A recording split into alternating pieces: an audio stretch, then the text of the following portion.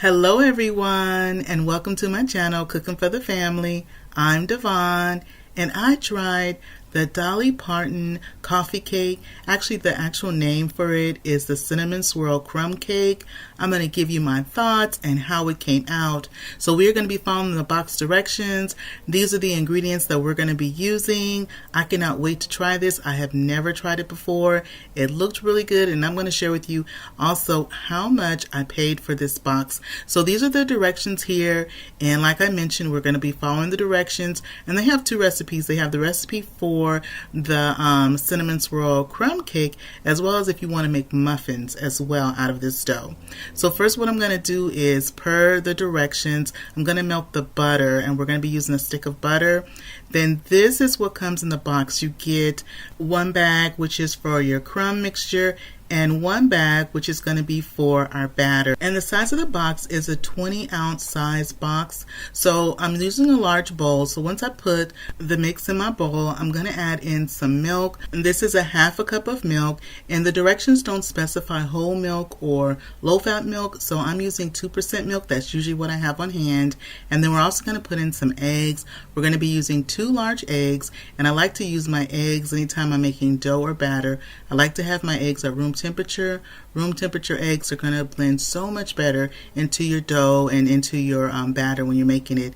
Now also with the butter, the 1 stick of butter, it doesn't specify salted or unsalted, but I used unsalted butter that I'm going to use in this mix. And then also once I've melted the butter, I let it cool slightly. You want to make sure that you always let your melted butter cool slightly before you add it into your other ingredients, okay? Now if you are new to my channel, welcome in, and if you're a returner, welcome back. My name is Dyvonne, and on my channel I love to share my kitchen with y'all, share what I cook and bake for my family in my kitchen. And if you've been following my channel for a minute, you know that I love to mix it up between things that I'm baking or things that I'm making in the crock pot, or whether it be on the stove top. But right now I'm definitely into a baking kick, and so this is going to parlay straight into fall. So you're going to see me having a lot more baking items that I'm doing, whether it's semi-homemade like this or either from scratch. Now once I have everything in my bowl, which is the dry mix, our 2 large eggs that we had at room temperature, our half a cup of milk, and I used 2% milk, and our 1 stick of butter that was melted, and the 1 stick of butter is also equivalent to half a cup. You want to go ahead and blend your batter. If you have a couple of lumps, that's okay, but you do want to be mindful not to over mix the batter. Just blend it really well so you don't have any more streaks of the egg, and you don't have any more streaks of the melted butter.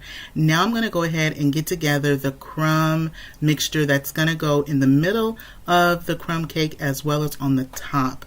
So I also melted, and the directions call for 2 tablespoons of melted butter, and again I am using the unsalted butter, and that's 2 tablespoons. Now while I'm doing this, I do have my oven preheating on 350 degrees, and that is per the directions. So once I put the melted butter in, that 2 tablespoons, I go ahead and mix everything. You want to mix this crumb mixture that they give you in the pack until it looks like wet sand. So be sure you want to mix it until it looks like wet sand, and you want to make sure that you don't have any dry parts at all, that nothing is dry, and that it has that nice wet sand look to it. I have my 8x8 pan, and you can bake this either in an 8x8 pan or either a 9x9. You definitely want to go ahead and spray it with some non-stick spray. And if you don't have any non-stick spray, you can substitute butter and just go ahead and grease your pan with some butter instead. I'm going to put a little bit more than half of the batter into the pan, and then I'm going to sprinkle on some of the topping. Now for the muffins, to make the coffee cake muffins, it makes 12 muffins.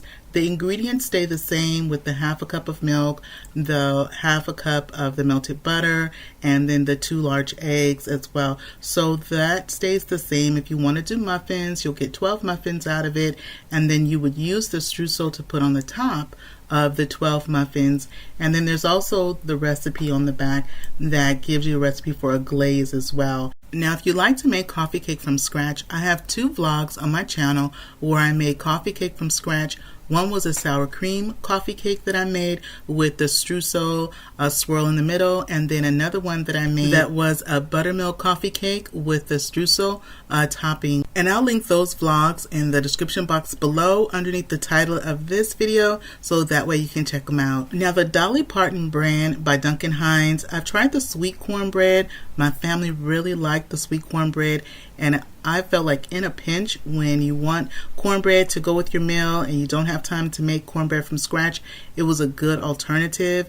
And I've also tried the buttermilk biscuits, and I was really pleased with the quality of the biscuit dough, and I'll put that information also in the description box below so you can see how those biscuits and also how the cornbread came out. So I've put the rest of the batter on top, and I'm going to go ahead and spread it with the back of my spoon from end to end. Something that I noticed about the batter is it's actually very thick. The batter is pretty thick, and so I'm hoping that's going to bake up really nicely. Now, when I was looking at the box, the coffee cake or crumb cake really reminded me of the coffee cake that they serve at Starbucks, and that coffee cake is like right around like $3 for a piece of their coffee cake.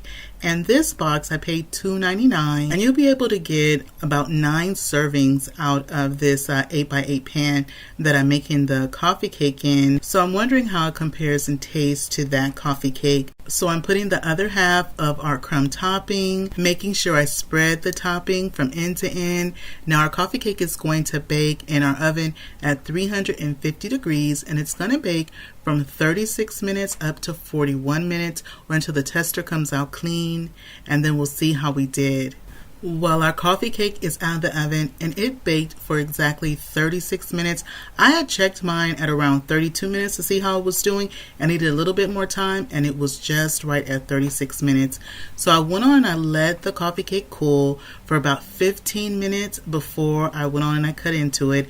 And so what I noticed is that the crumb topping is nice and it's crisp. It's crisped up very nicely, and it's looking good, and it's smelling really good. And the texture of the cake, just in my hands, it feels really soft. We can see some of the swirl that's in there as well. But I'm going to give y'all the first bite. Are you ready for your bite?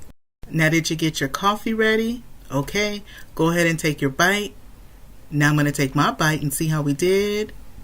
It is very moist. The flavor of the butter really comes through. And I have to say, in my opinion, it edges out that coffee cake that I get at Starbucks. Well, that is it for me today. If you give this a try, let me know in the comments down below what your thoughts are. I hope you enjoyed spending some time with me today in my kitchen. If you're not subscribed, I invite you to hit that subscribe button. If you like this video and appreciate the content, don't forget to show it some love, give it a thumbs up, and click share, and share this video with a friend or family. And remember, it's always good when Dyvonne is cooking for the family. I'll see you on the next one. Bye-bye, everybody.